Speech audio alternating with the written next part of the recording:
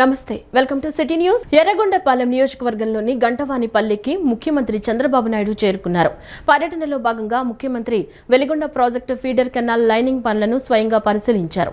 ఈ సందర్భంగా ప్రాజెక్టు పనుల పురోగతి మరియు వివరాలను అక్కడి అధికారులను అడిగి తెలుసుకున్నారు. ముఖ్యమంత్రి చంద్రబాబు మార్కాపురం జిల్లాలో పర్యటిస్తున్నారు. దోర్నాల మండలం గంటవానిపల్లిలో వెలిగొండ ప్రాజెక్టు పనుల పురోగతిని పరిశీలించారు. అనంతరం ప్రాజెక్టు నిర్వాసితులు రైతులతో భేటీ అయ్యారు. నిర్వాసితులకు 300 కోట్ల పరిహారాన్ని అందజేశారు. తద్వారా 2351 నిర్వాసిత కుటుంబాలకు లబ్ధి కలిగింది. గత ప్రభుత్వంలో కేవలం 96 కుటుంబాలకే పరిహారం అందజేశారు.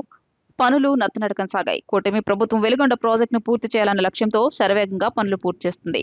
24 నెలల్లోనే పరిహారం పునరావాస పనులకు 903 కోట్ల అదనపు నిధులు విడుదల చేసింది. మొత్తంగా 759 కోట్ల రూపాయల మేర పనులు పూర్తి చేసింది. ఈ సందర్భంగా సీఎం చంద్రబాబు లబ్ధిదారులతో ముఖాముఖి మాట్లాడారు. మార్కాపురం, ప్రకాశం, నెల్లూరు, కడప జిల్లాలకు కీలకమైన వెలిగొండ ప్రాజెక్టు పూర్తయితే 4,47,000 ఎకరాలకు సాగునీరు, 4 జిల్లాల్లోని 30 మండలాల్లో 15,25,000 మందికి తాగునీటి కష్టాలు తీరుతాయి. నేను మొదటి నుంచి అభివృద్ధి జరగాలి. అభివృద్ధి జరిగేటప్పుడు దానికి కొంతమంది ముందుకొచ్చి భూములు ఒక విధంగా చెప్పాలంటే త్యాగం చేస్తున్నారు. తరతరాలుగా మీరు ఇక్కడున్నారు. మీ పెద్దవాళ్ళు, మీ పూర్వీకులు ఇక్కడనే పుట్టారు, ఇక్కడనే పెరిగారు. తర్వాత మీరు వచ్చారు. అందరూ కూడా ఈ భూతల్లిని ఆధారంగా చేసుకుని మీ కార్యక్రమాలు చేస్తున్నారు. అయితే ఇక్కడ మనందరం ఒక విషయం గుర్తుపెట్టుకోవాలి. ఈరోజు ఒక చరిత్ర మీరందరూ గుర్తుపెట్టుకోవాల్సింది, వెలుగొండ ప్రాజెక్టు ద్వారా మీ భవిష్యత్తే కాకుండా 3 జిల్లాలు, ఒకప్పుడు 3 ఇప్పుడు 4 జిల్లాలు, ప్రకాశం జిల్లాతో కలుపుకుంటే 4 జిల్లాల యొక్క తలరాతను మార్చే ప్రాజెక్టు ఈ వెలుగొండ ప్రాజెక్టు. అయితే ఒక్కసారి మనం ఆలోచించుకుంటే గతాన్ని ఇప్పటికి కూడా ఈ ప్రాంతంలో నీరన్నీ పాతాళానికి వెళ్ళిపోయినాయి. మనం తాగే నీళ్లన్నీ ఫ్లోరైడ్ నీళ్లు తాగుతున్నాం. దానివల్ల చాలా మందికి ఆరోగ్య సమస్యలు. దేవుడు సక్రమంగా పుట్టించినా మనకు మాత్రం అనేక సమస్యలు వచ్చాయి, వస్తున్నాయి కూడా. ఇంకొక పక్క కరువు. అనేక సందర్భాల్లో మార్కాపూర్ ప్రాంతం అంటే ఇది ఒక కరువు ప్రాంతం, అన్ని విధాల ఇబ్బంది పడే ప్రాంతం వచ్చింది. ఈరోజు ఒక్కోసారి చరిత్ర, అప్పుడప్పుడు కొంతమంది యుగ పురుషులు పుడతారు. ఒకప్పుడు కృష్ణా నదీ జలాలు ఈ ప్రాంతాలకు వస్తాయని ఎవరు కలగూడగనలేదు. అలాంటి సమయంలో నందమూరి తారక రామారావు గారు ముఖ్యమంత్రి అయిన తర్వాత మొట్టమొదటిసారిగా ఆలోచించాడు.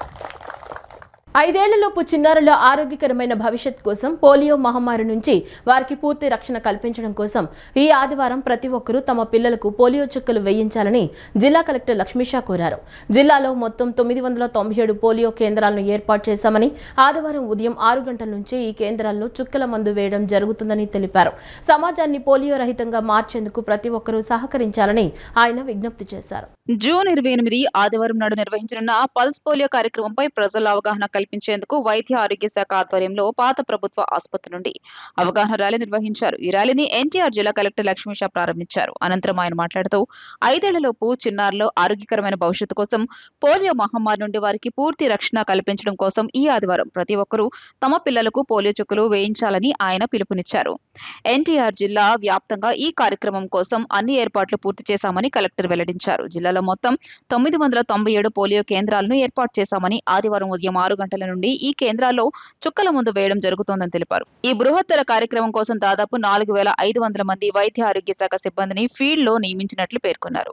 చిన్నపిల్లలతో ప్రయాణాలు చేస్తున్న వారు, స్థానికులు మరియు వెలుపలి ప్రాంతాల నుండి వచ్చేవారు సైతం తమ 5 ఏళ్లలోపు చిన్నారులకు తప్పనిసరిగా 2 చుక్కల పోలియో మందు వేయించాలని కలెక్టర్ కోరారు. సమీపంలోని అంగన్వాడీ కేంద్రాలు, ప్రభుత్వ ఆసుపత్రులు లేదా పోలియో బూత్లకు వెళ్లి పిల్లల భవిష్యత్తును సురక్షితం చేయాలని, సమాజాన్ని పోలియో రహితంగా మార్చేందుకు ప్రతి ఒక్కరూ సహకరించాలని ఆయన విజ్ఞప్తి చేశారు. భానువారం ప్రతి ఒక్కరూ చిన్నపిల్లలకి పోలియో డ్రాప్స్ వేయించాలని వేయించడానికి ప్రతి ఒక్కరూ ముందుకు రావాలని కోరుతూ ఈరోజు శనివారమే అవేర్నెస్ క్యాంపు చేపడుతున్నాము ఎన్టీఆర్ జిల్లాలో. రాష్ట్ర వ్యాప్తంగా అలాగే దేశవ్యాప్తంగా పోలియో చుక్కల్ని వచ్చే భానువారం 28వ తారీఖు పిల్లలకి 5 సంవత్సరాల లోపల ఉన్న పిల్లలకి ప్రతి ఒక్కరికి పోలియో చుక్కలు వేయించండి. దీని ద్వారా వాళ్ళు భవిష్యత్తు బాగుంటుంది, వాళ్ళ ఆరోగ్యం బాగుంటుంది. కాబట్టి ఈ విషయంలో ప్రతి ఒక్కరూ ముందుకు రావాలి. ఎన్టీఆర్ జిల్లాలో ఇప్పటికే చూసుకుంటే 997 సెంటర్లో కేంద్రాలలో రేపు ఉదయం మార్నింగ్ 6 గంటల నుంచే పోలియో చుక్కలు వేయడం జరుగుతుంది. దాదాపుగా 4500 మంది సిబ్బందిని ఫీల్డ్లో నియమించడం జరిగింది. అర్బన్, రూరల్ ఏరియాలో, అలాగే బస్ స్టాండ్స్, రైల్వే స్టేషన్, అన్ని పిహెచ్సిస్, ఆల్ గవర్నమెంట్ ఇన్స్టిట్యూషన్స్ ప్రతి దగ్గర, అలాగే పబ్లిక్ కూడా గ్యాదరింగ్ ఏరియా ఎక్కడ ఉంటుందో అక్కడంతా కూడా పోలియో చుక్కలు వేయడానికి సిబ్బంది సిద్ధంగా ఉంటారు. దయచేసి చిన్నపిల్లల్ని తీసుకుని ట్రావెల్ చేస్తున్న వాళ్ళు, అలాగే బయట నుంచి వస్తున్న వాళ్ళు, ఈవెన్ ఇక్కడ వాళ్ళైనా బయట వాళ్ళైనా కూడా పోలియో చుక్కలు వేయడానికి వచ్చినప్పుడు ఆ పోలియో చుక్కల్ని చిన్నపిల్లలకి వేసేలాగా ప్రతి ఒక్కరు సహకరించడానికి కోరుకుంటూ పోలియో చుక్కల్ని ప్రతి ఒక్కరికి వేయిస్తూ సమాజాన్ని ఆరోగ్యవంతంగా అలాగే పిల్లల భవిష్యత్తుని బ్రైట్గా చేయడానికి ప్రతి ఒక్కరు సహకరించాలని కోరుతున్నాను. వైఎస్ఆర్సీపీ నేతల అమరావతి పర్యటనలో ఉద్రిక్తత చెలరేగింది. ఉండవల్లిలో రాజధాని రైతులు వైఎస్ఆర్సీపీ నేతలను అడ్డుకున్నారు. రైతులను తోసుకుంటూ ముందుకు వెళ్లేందుకు వైఎస్ఆర్సీపీ నేతలు ప్రయత్నించారు. ఈ క్రమంలో రాజధాని రైతులు వైఎస్ఆర్సీపీ కార్యకర్తల మధ్య తోపులాట జరిగింది. వైఎస్ఆర్సీపీ నేతలు గో బ్యాక్ అంటూ పెనుమాక, కృష్ణాయపాలెంలో రైతుల ర్యాలీ చేపట్టారు. రాజధాని రైతులు, వైఎస్ఆర్సీపీ కార్యకర్తలు పరస్పరం రాళ్లు రువ్వుకున్నారు. వైఎస్ఆర్సీపీ నేతలను వెనక్కి తరిమి కొట్టారు. ఈ క్రమంలో కానిస్టేబుల్కు గాయాలవ్వగా ఆసుపత్రికి తరలించారు. తుళ్లూరు డీఎస్పీ పరిస్థితిని అదుపులోకి తెచ్చారు.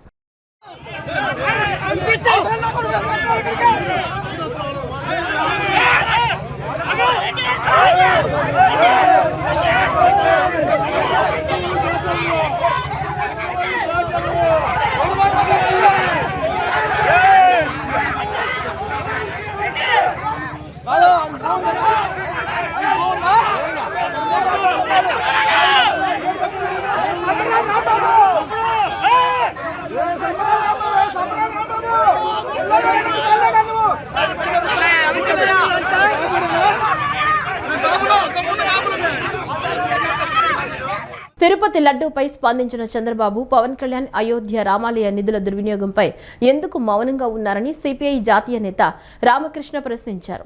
ఇది భక్తుల మనోభావాలకు సంబంధించిన విషయమని పేర్కొంటూ అయోధ్య అంశంపై ఇద్దరు వెంటనే స్పందించాలని ఆయన డిమాండ్ చేశారు.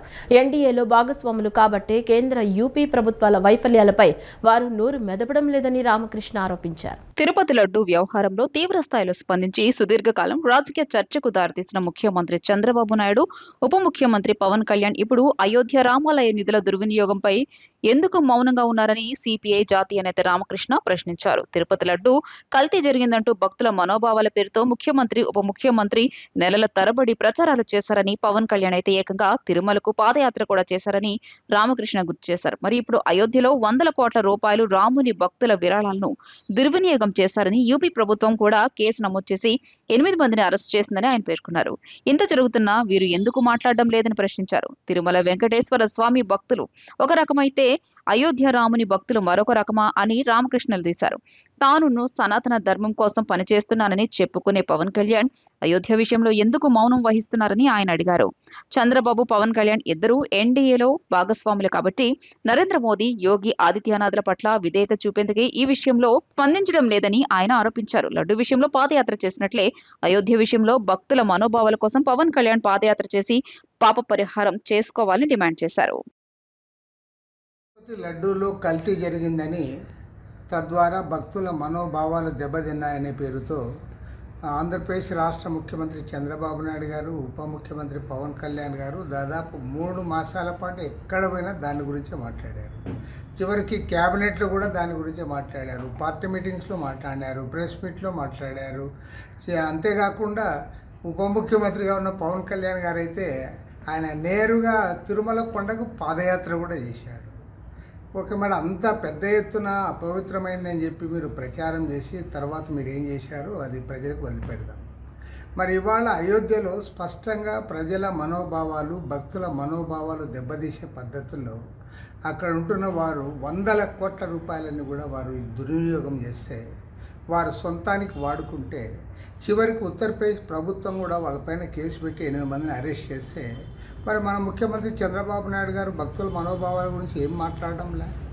అంటే తిరుపతి వెంకటేశ్వర స్వామి భక్తులు ఒక రకము, రాముడు భక్తులు ఇంకో రకమా అని నేను అడుగుతా ఉన్నాను. మరి అయోధ్య రాముని భక్తులు దేశమంతటా వారు విరాళాలు ఇస్తే ఆ విరాళాన్ని కూడా దోచుకుని తింటే, లూట్ చేస్తే మీరు కనీసం ఇంతవరకు ఒక స్టేట్మెంట్ కూడా ఇవ్వరు. మరి సనాతని కళ్యాణ్ గారేమో మరి ఆయన అసలే మాట్లాడడంలే.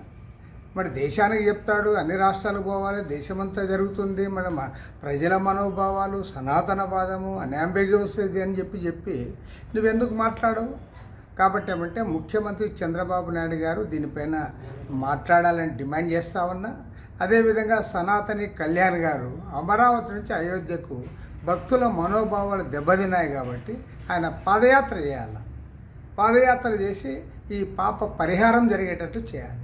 నువ్వు లడ్డులో కల్తీ జరిగితే అంత చేసిన వాడివి, మరి ఇక్కడ 100 కోట్ల రూపాయలు దోచుకుంటే, స్వామి పేరు చెప్పుకొని ప్రజలతో డబ్బులు వసూలు చేసి దోచుకుంటే దానిపై నువ్వు మాట్లాడవు. దీన్ని తీవ్రంగా తప్పుపడతా ఉన్నాం, ఖండిస్తూ ఉన్నాం. వారిద్దరు కూడా ముఖ్యమంత్రి చంద్రబాబు నాయుడు గారు, ఉప ముఖ్యమంత్రి పవన్ కళ్యాణ్ గారు ఇద్దరు కూడా స్పందించాలి. మీరు స్పందించకపోతే ఖచ్చితంగా నేను చెప్పగలను, మీరు ఎన్డీఏలో భాగస్వాములు కాబట్టి నరేంద్ర మోడీకి, ఆదిత్యనాథ్కి ఊడిగం చేయడానికి మీరు మాట్లాడడం లేదని చెప్పాల్సి ఉంటుంది.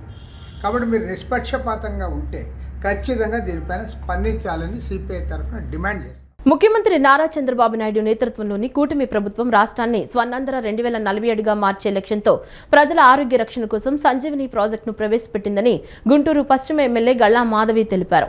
ఈ ప్రాజెక్టు ద్వారా 104 మొబైల్ మెడికల్ ల్యాబ్ వాహనాలు నేరుగా ఇళ్ల వద్దకే వచ్చి 42 నుంచి 75 రకాల ఉచిత పరీక్షలు చేస్తాయని, దీనివల్ల క్యాన్సర్, గుండె జబ్బులు, బీపీ, షుగర్ వంటి దీర్ఘకాలిక వ్యాధులను ముందే గుర్తించవచ్చని ఆమె వివరించారు. రాష్ట్ర ప్రభుత్వం ప్రవేశపెట్టిన సంజీవిని ప్రాజెక్టు గురించి వివరాలను గుంటూరు పశ్చిమ ఎమ్మెల్యే గల్లా మాధవి వెల్లడించారు. ముఖ్యమంత్రి నారా చంద్రబాబు నాయుడు నేతృత్వంలోని కూటమి ప్రభుత్వం ఆనందమయమైన, ఆరోగ్యకరమైన రాష్ట్రంగా తీర్చిదిద్దడమే ధ్యేయంగా పనిచేస్తుందని ఆమె పేర్కొన్నారు. రానున్న రోజుల్లో రాష్ట్రాన్ని స్వర్ణాంధ్ర 2047గా మార్చే ప్రక్రియలో భాగంగా ఈ ప్రాజెక్టును తీసుకొచ్చినట్లు తెలిపారు.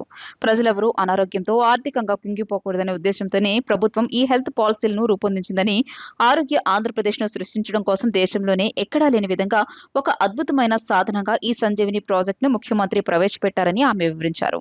రాబోయే తరాలకు ఒక అద్భుతమైన ఆంధ్రప్రదేశ్ను అందించాలనే గట్టి సంకల్పంతో ప్రభుత్వం అడుగులు వేస్తుందని, ఈ ప్రాజెక్టు ద్వారా రాష్ట్రంలోని ప్రతి ఒక్క పౌరుడికి పూర్తి స్థాయి ఆరోగ్య భద్రత లభిస్తుంది ధీమా వ్యక్తం చేశారు. ఈ ప్రాజెక్టులో భాగంగా ప్రతి ఒక్కరి ఇంటి వద్దకే 104 మొబైల్ మెడికల్ ల్యాబ్ వాహనాలు వస్తాయని, వీటి ద్వారా ప్రతి ఒక్కరికి ఏకంగా 42 నుండి 75 రకాల ఉచిత బ్లడ్ టెస్టులు, ఇతర పరీక్షలు నిర్వహిస్తారని ఎమ్మెల్యే తెలియజేశారు. ముఖ్యంగా ప్రాణాంతకమైన క్యాన్సర్, గుండె, రక్తనాళాల సమస్యలు, బీపీ, షుగర్ లాంటి దీర్ఘకాలిక వ్యాధులను ముందే గుర్తించడం ఈ ప్రాజెక్టు ముఖ్య ఉద్దేశమని తెలియజేశారు. రోగాలను మొదటి దశలోనే గుర్తించడం వల్ల కుటుంబాలపై పడే భారీ ఆర్థిక భారాన్ని నివారించవచ్చని, ఒకవేళ ఎవరికైనా సర్జరీ లేదా ఇతర పెద్ద వైద్య సాయం అవసరమైతే అక్కడికక్కడే గుర్తించి వారికి తగిన పరిష్కారాలు, ఉచిత వైద్య సేవలను ప్రభుత్వం అందిస్తోందని వెల్లడించారు. ఒక కుటుంబానికి ఆపదొస్తే ఆదుకోవడం అనేది మానవత్వం. అదే ఆదుకునే చెయ్యి ప్రభుత్వందైతే అది ఆ ప్రభుత్వం యొక్క బాధ్యత. మరి ఆపదే రాకుండా ఆ కుటుంబ సభ్యుల్ని చూసుకోవాలి, ఆపదంటూ రాకుండా తన రాష్ట్ర ప్రజలు ఉండాలి అని అనుకోవడం నిజంగా అది బాధ్యత, మానవత్వంకి మించిన ఒక గొప్ప పారదర్శకత, ఒక గొప్ప నిబద్ధత గల పరిపాలన అని చెప్పచ్చు. అలాంటి ఒక పరిపాలన అందించే నాయకుడు మన నారా చంద్రబాబు నాయుడు గారు. ఆయన ఆలోచించిన విధానం మన ఆంధ్ర రాష్ట్రం రానున్న రోజుల్లో ఒక స్వర్ణ ఆంధ్రగా అవతరించాలి, ఈ భావితరానికి ఒక అద్భుతమైన ఆంధ్రప్రదేశ్ని అందించాలి అనే ఒక కృత నిశ్చయంతో ఆయన విధి విధానాలన్నీ కూడా రూపకల్పన చేస్తూ వస్తున్నారు.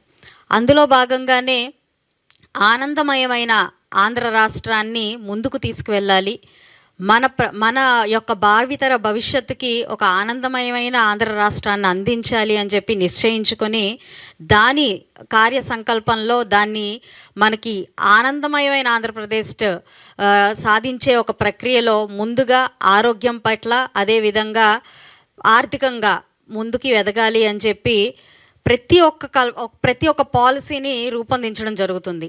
అంటే హ్యాపీ ఆంధ్రప్రదేశ్ని సాధించడం కోసం హెల్దీ అండ్ వెల్దీ ఆంధ్రప్రదేశ్ని సృష్టించే ఒక ప్రయత్నం నారా చంద్రబాబు నాయుడు గారు చేస్తున్నారు. స్వర్ణాంధ్ర 2047 లక్ష్యంగా ఆంధ్ర రాష్ట్రం ముందుకు వెళ్తున్న క్రమంలో హ్యాపీ, హెల్దీ, వెల్దీ ఫ్యామిలీగా అవతరించాలి అని చెప్పి దృఢ సంకల్పాన్ని చేసుకున్నారు.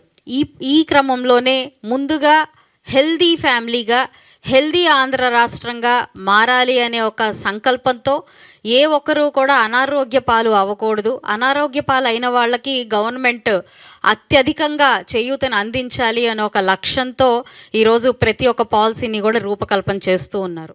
రాష్ట్ర వ్యాప్తంగా సంచలనం సృష్టించిన సాయి కృష్ణ లాకప్ డెత్ కేసులో పరారీలో ఉన్న సీఐ నాగరాజు స్నేహితుడు సురేష్ ను సిట్ అధికారులు అదుపులోకి తీసుకున్నారు. సాయి కృష్ణను లాకప్ డెత్ చేసిన తరువాత సీఐ నాగరాజుకి సురేష్ సహకరించినట్లు అధికారులు గుర్తించారు. పోలీసుల విధుల్లో సురేష్ జోక్యం, నాగరాజుతో ఉన్న సంబంధాలపై ఆరా తీస్తున్నారు. సాయి కృష్ణ లాకప్ డెత్ తర్వాత కుటుంబ సభ్యులతో సురేష్ రాయబారంపై సిట్ అధికారులు దృష్టి సారించారు. రాష్ట్ర వ్యాప్తంగా సంచలనం సృష్టించిన సాయి కృష్ణ లాకప్ డెత్ కేసులో సిట్ విచారణ జరుగుతోంది. పరారీలో ఉన్న సీఐ నాగరాజు స్నేహితుడు సురేష్ ను సిట్ అధికారులు అదుపులోకి తీసుకున్నారు. సాయి కృష్ణ లాకప్ డెత్ తర్వాత మృతదేహాన్ని మాయం చేసిన వ్యవహారంలో సురేష్ కీలకంగా ఉన్నారు. లాకప్ డెత్ తర్వాత జరిగిన పరిణామాలపై సురేష్ ను సిట్ అధికారులు ప్రశ్నిస్తున్నారు. సాయి కృష్ణను లాకప్ డెత్ చేసిన తర్వాత సీఐ నాగరాజ్ కి సురేష్ సహకరించినట్లు అధికారులు గుర్తించారు. పోలీసుల విధుల్లో సురేష్ జోక్యం, నాగరాజ్ తో ఉన్న సంబంధాలపై ఆరా తీస్తున్నారు. సాయి కృష్ణ లాకప్ డెత్ తర్వాత కుటుంబ సభ్యులతో సురేష్ రాయబారంపై సిట్ అధికారులు దృష్టి సారించారు. పరారీలో పోలీసు కోసం ఏర్పాటైన ప్రత్యేక బృందాలు హైదరాబాద్, బెంగళూరుకు వెళ్లాయి. ఇప్పటికే హెడ్ కానిస్టేబుల్ అశోక్, జంగం నాని ఇళ్లకు నోటీసులు ఇచ్చిన సిట్ అధికారులు విచారణకు హాజరు కావాలని ఆదేశాలు జారీ చేశారు. వారిద్దరి కోసం గాలింపు కొనసాగుతుంది. ఈ కేసులో మరికొందరి పాత్రపై సిట్ అధికారులు ఆరా తీస్తున్నారు. DCP Krishnakanth Patel, task force ADCP Lathakumari, ACP మానస్తో సిట్ వేర్వేరుగా మాట్లాడారు. సాయి కృష్ణ నేరాలపైన సిట్ అధికారులు దృష్టి సారించారు. కూటమి లక్ష్యం డ్రగ్స్ ఫ్రీ ఆంధ్ర అని AP Madiga welfare corporation chairman Undavalli Sridevi స్పష్టం చేశారు. వైసీపీ హయాంలో డ్రగ్స్ తీసుకో బ్రో అనే నినాదంతో వినిపిస్తే కూటమి హయాంలో డ్రగ్స్ వద్దు బ్రో అనే నినాదం వినిపిస్తోందని అన్నారు. మత్తు మహమ్మారి నుంచి యువతను కాపాడేందుకు కూటమి ప్రభుత్వం పవిత్ర యుద్ధాన్ని ప్రారంభించిందని ఆమె పేర్కొన్నారు. కూటమి లక్ష్యం డ్రగ్స్ ఫ్రీ ఆంధ్ర అని AP Madiga welfare corporation chairman Undavalli Sridevi అన్నారు. టీడీపీ కేంద్ర కార్యాలయంలో శుక్రవారం ఆమె విలేకరులతో మాట్లాడారు. వైసీపీ హయాంలో డ్రగ్స్ తీసుకో బ్రో అనే నినాదం వినిపిస్తే కూటమి హయాంలో డ్రగ్స్ వద్దు బ్రో అనే నినాదం వినిపిస్తోందని అన్నారు. వైసీపీ హయాంలో వైసీపీ నేత పులిగం కొండారెడ్డి పాఠశాలలు, కాలేజీలను లక్ష్యంగా చేసుకుని డ్రగ్స్ అమ్మినా జగన్ సస్పెండ్ చేయకపోగా పెద్ద పదవులిచ్చి సన్మానించారని ఆరోపించారు. మత్తు మహమ్మారి నుంచి యువతను కాపాడుకునేందుకు కూటమి ప్రభుత్వం పవిత్ర యుద్ధాన్ని ప్రారంభించిందని అన్నారు. గంజాయి సాగు చేసే గిరిజనులను శిక్షించడం ప్రభుత్వ లక్ష్యం కాదని, అందుకే పరివర్తన అనే సంస్థ ద్వారా వారికి కౌన్సిలింగ్ ఇచ్చి ప్రత్యామ్నాయ పంటల వైపు మళ్లించేలా చర్యలు చేపట్టిందని అన్నారు. మత్తు నుంచి విముక్తి పొందాలనుకునే వారి కోసం రాష్ట్ర వ్యాప్తంగా 56 డి అడిక్షన్ సెంటర్లను ఏర్పాటు చేశారని తెలిపారు. ఈ వ్యసనం నుంచి బయటపడాలనుకున్న, గంజాయి విక్రయ సమాచారం తెలపాలనుకున్న 1972 టోల్ ఫ్రీ నంబర్కు కాల్ లేదా 8977781972 నెంబర్కు వాట్సాప్ చేయాలన్నారు. అంటే ఎప్పుడైతే ఈ డ్రగ్స్ అలవాటు చేస్తారో డెఫినెట్లీ ఇక వాళ్ళు ఆ డ్రగ్స్ యొక్క అడిక్షన్కి అసలు వాళ్ళు బయటకు రావటం చాలా కష్టం.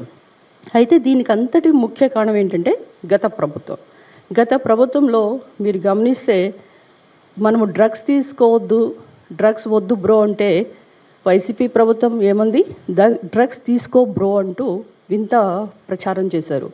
మరి అది కూడా ఎవరితో చేశారంటే వైజాగ్ స్టూడెంట్ యూనియన్ ప్రెసిడెంట్, వైసీపీకి చెందిన వ్యక్తి పులిగం కొండారెడ్డి.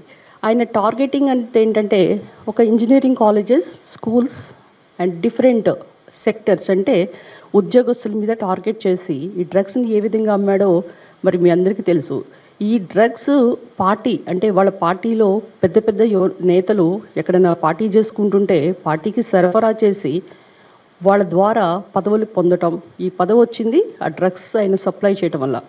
మరి ఈ డ్రగ్స్ సప్లై చేయటమే కాకుండా ఆయన అడ్డంగా సప్లై చేస్తున్నప్పుడు ఈగల్ టీంకి దొరకటం అనేది మీరు కూడా గమనించాలి.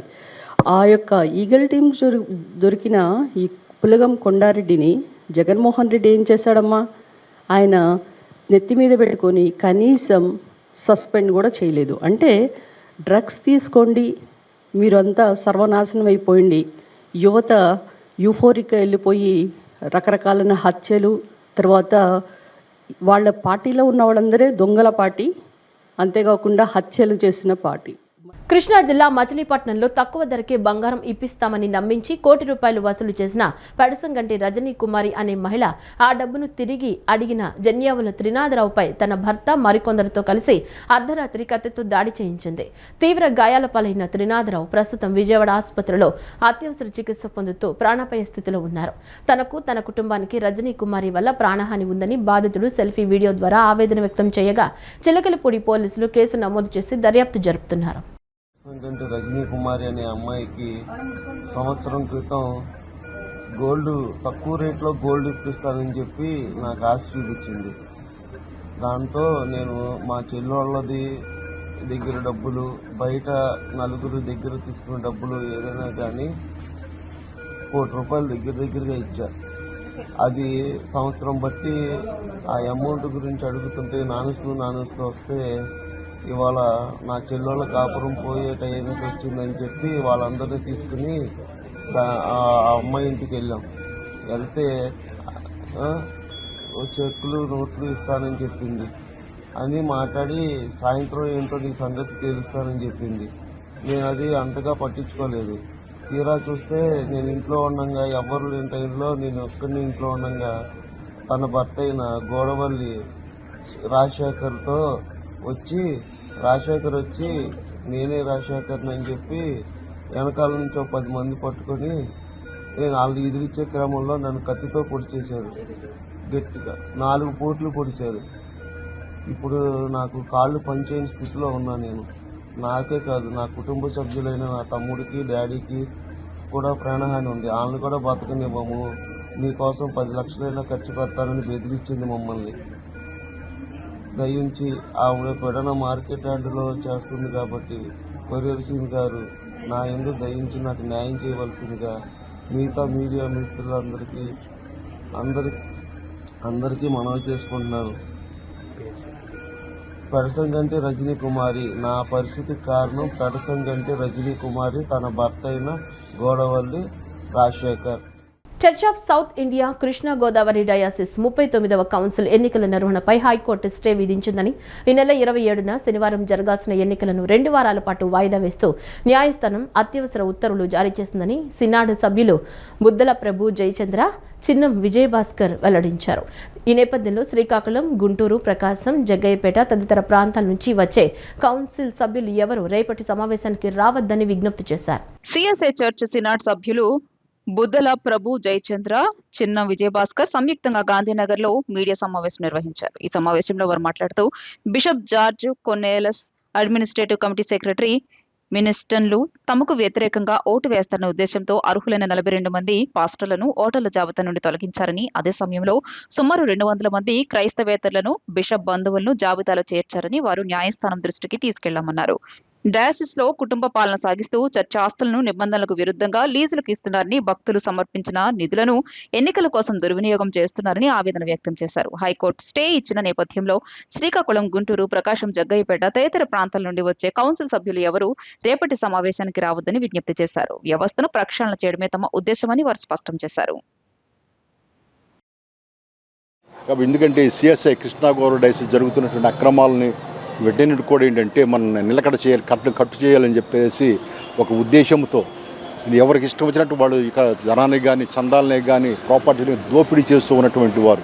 అందుకని వాటన్నింటినీ కూడా రక్షించాలని చెప్పేసి మరి కంకణం కట్టుకొని మా మిత్రుడు అబ్రాం గారికి కానీ, భాస్కరరావు గారికి కానీ మేము అందరం కూడా మరి ముందుండి మరి ఇవన్నీ కాపాడాలని చెప్పేసి మేము పోరాటం చేస్తూ ఉన్నటువంటి వాళ్ళు. ఏంటంటే రేపు ఉదయం 7 గంటలకి 39వ కౌన్సిల్ మీటింగ్ పెట్టాలని చెప్పేసి బిషప్ కొర్నేలియస్ గారు, జార్జ్ కొర్నేలియస్ గారు, కంటెంపూడి జార్జ్ కొర్నేలియస్ గారు, వాళ్ళ తమ్ముళ్ళు, వాళ్ళ కుటుంబం, కొంతమంది వాళ్ళ సపోర్టర్స్ వీళ్ళందరూ కూడా ఏంటంటే హైకోర్టులో స్టే ఉన్నా సరే యారగంటిగా ధిక్కరిస్తూ వాళ్ళు ఏంటంటే రేపు పెట్టేద్దాం, ఎవరేం చేస్తారో చూద్దామన్న ఉద్దేశం చేస్తున్నందుకు మేము ఈ ఉదయకాల సమయంలో వెళ్ళి హైకోర్టుకి వెళ్ళి మేము అర్జెంట్ హౌస్ మోషన్ మూవ్ చేసి దాని మీద స్టే తీసుకొచ్చినటువంటి వాళ్ళని.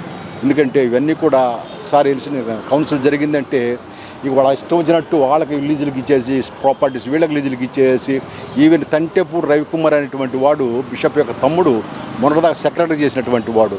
ఒక షాప్ సువార్త వాణి ప్రక్కనే ఒక షాప్ ఉంటే ఆ షాపుని కూడా అంటే వాళ్ళ కొడుక్కి లండన్లో చదివినటువంటి బీటెక్ ఎంఎస్ చేసినటువంటి కొడుకు ఏంటంటే తిరిగి వస్తే ఆ కొడుకు టీ అమ్ముకోమని చెప్పేసి ఆ షాప్ ఇచ్చాడంటే ఏదో దౌర్భాగ్యం ఆలోచించుకోండి.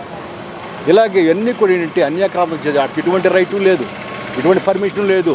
ప్రాపర్టీస్ కానీ ఏదైనా సరే పర్మిషన్ కావాలంటే మనకి ఏంటంటే హెడ్ ఆఫీస్ అయినటువంటి Madras synod church of South India trust society head office నుండి రావాలి, చెన్నై నుండి. కానీ అటువంటి ఏమీ లేకుండా వీళ్ళు ఇష్టం వచ్చినట్టు అన్యాక్రాంతం చేస్తూ ఉన్నటువంటి వారు ఒక్కసారి అది మరి లీజులకు ఇచ్చేసి అమ్మితే ఎవరికన్నా పర్మనెంట్గా కన్స్ట్రక్షన్ చెట్టుకుంటా ఇచ్చేసినా సరే ఇక తిరిగి వచ్చే ప్రసక్తి మాత్రము ఉండదన్నమాట. దాని నిమిత్తం మేము ఎంత బాధపడి మేము చేస్తూ ఉన్నాం. ఇప్పుడు అనేక చోట్ల కూడా కొన్ని ఎకరాల భూములు అనమాట, కొన్ని వందల ఖరీదు గల ప్రాపర్టీస్ అన్నీ కూడా ఏంటంటే అన్యాక్రాంతం చేసినటువంటి వారు. మేము చూస్తా ఊరుకోలేక ఏంటంటే మేము వీళ్ళ మీద ఏంటంటే న్యాయం కొరకు పోరాడుతూ ఉన్నటువంటి వారు. తన పొలాన్ని కబ్జా చేసిన వారిపై ప్రభుత్వం చర్యలు తీసుకోవాలని అన్నమయ్య జిల్లా పందిళ్లపల్లి గ్రామానికి చెందిన బాధితుడు కొమ్మన్న గంగాధర్ విజ్ఞప్తి చేశారు. శుక్రవారం ప్రెస్ క్లబ్లో నిర్వహించిన విలేకరుల సమావేశంలో ఆయన మాట్లాడారు. 2022లో తమ గ్రామానికి చెందిన వైకాపా నాయకుడు రాజేంద్ర రెడ్డి తన భూమిని కబ్జా చేశారని, దీనిపై ముఖ్యమంత్రి చంద్రబాబును కలిసి ఫిర్యాదు చేయగా తిరిగి ఇప్పించారని గుర్తు చేశారు. ఇప్పుడు రాజేంద్ర రెడ్డి తేదేపాల్లో చేరి మళ్లీ తన పొలాన్ని కబ్జా చేశారని ఆవేదన వ్యక్తం చేశారు. ఈ విషయమై స్థానిక ప్రజా ప్రతినిధులను కలిస్తే రాజేంద్ర రెడ్డికే పొలం అప్పగించాలని చెప్తున్నారని, తన భార్య పిల్లలపై కూడా దాడి చేశారని ఆరోపించారు. తెల్ల కాగితాలపై సంతకాలు పెట్టించుకోవడమే కాకుండా తనపై రౌడీ షీట్ తెరిచారని, చిత్రహింసలకు గురి చేస్తున్నారని వాపోయారు. ప్రభుత్వం స్పందించకపోతే కుటుంబ సభ్యులతో కలిసి ఆత్మహత్య చేసుకోవడమే శరణ్యమని స్పష్టం చేశారు. అత్యాధునిక వ్యవసాయ యంత్రాలు అందుబాటులోకి రావడం ద్వారానే రైతులు మంచి దిగుబడులు సాధిస్తారని రాష్ట్ర మంత్రి కొల్లు రవీంద్ర అన్నారు. రైతుల ఆకాంక్షకు అనుగుణంగా Lowell company RG 108+ AC cabin మార్పిడి యంత్రం రూపొందించడం అభినందనీయమని కొనియాడారు. AC క్యాబిన్తో కూడిన ఈ సరికొత్త మార్పిడి యంత్రం రైతులకు మెరుగైన సేవలు అందిస్తుందని భరోసా ఇచ్చారు. అత్యాధునిక వ్యవసాయ యంత్రాలు అందుబాటులోకి రావడం ద్వారానే రైతులు మంచి దిగుబడులు సాధిస్తారని రాష్ట్ర మంత్రి కొల్లు రవీంద్ర అన్నారు. కంకిపాడులోని ఒక హోటల్లో లోవల్ కంపెనీ నూతనంగా రూపొందించిన RG 108+ AC క్యాబిన్ నూర్పిడి యంత్రాన్ని Penamaluru MLA Bode Prasad, Pamuru MLA Varlakumar Raja, Lovol company MD Praveen Sunkara, digital marketing head Bhavan వల్లభనేలతో కలిసి మంత్రి ప్రారంభించారు. ఈ సందర్భంగా మంత్రి కొల్లు రవీంద్ర సదరు యంత్రాన్ని స్వయంగా నడిపి ప్రారంభించడమే కాకుండా కంపెనీ ప్రదర్శించిన ఇతర వ్యవసాయ యంత్రాలను కూడా ఎమ్మెల్యేలతో కలిసి పరిశీలించారు. అనంతరం మంత్రి మీడియాతో మాట్లాడుతూ వ్యవసాయ రంగం మరింత వృద్ధి చెందాలంటే ఇలాంటి అత్యాధునిక యంత్రాలు రైతులకు అందుబాటులోకి రావాలని, రైతుల ఆకాంక్షకు అనుగుణంగా లోవల్ కంపెనీ వీటిని రూపొందించడం అభినందనీయమని కొనియాడారు. AC క్యాబిన్తో కూడిన ఈ సరికొత్త నూర్పిడి యంత్రం రైతులకు మెరుగైన సేవలు అందిస్తోందని భరోసా ఇచ్చారు. పెనమలూరు ఎమ్మెల్యే బోడే ప్రసాద్ మాట్లాడుతూ రైతులకు అవసరమైన యంత్రాలు తయారు చేయడంలో లోవల్ కంపెనీ ఎప్పుడూ ముందుంటుందని, వీటి ద్వారా రైతులు ఎక్కువ దిగుబడులు సాధించవచ్చని తెలిపారు. తమ కంపెనీ యంత్రాలపై రైతులకు ఉన్న నమ్మకాన్ని నిలబెట్టుకుంటూ ఎప్పటికప్పుడు అత్యాధునిక సాంకేతికతతో ఈ RG 108+ వంటి పరికరాలను మార్కెట్లోకి తెస్తున్నామని కంపెనీ ప్రతినిధులు ఈ సందర్భంగా వివరించారు.